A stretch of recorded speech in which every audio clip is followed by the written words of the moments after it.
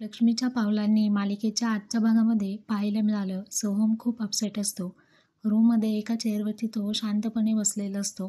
त्याला पाहून अनामिका म्हणते, सोहम का एवढा रेस्टलेस दिसत आहे? आज त्याचा ऑरा वेगळाच आहे. जवळ जाते आणि त्याला विचारते, काय झालं सोहू?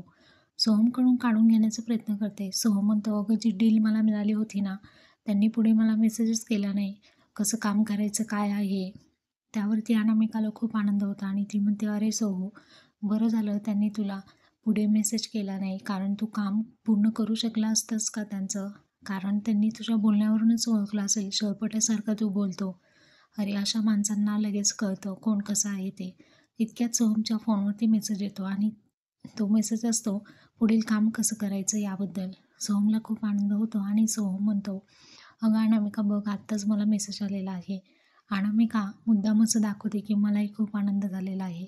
तिला असं वाटत असतं की सोहमला हे काम मिळू नये आणि तो अजूनच डिप्रेशनमध्ये जावा, परंतु सोहमला हे काम मिळालंच कसं याच्यावरती ती विचार करू लागते. तर सोहमला खूप आनंद होतो.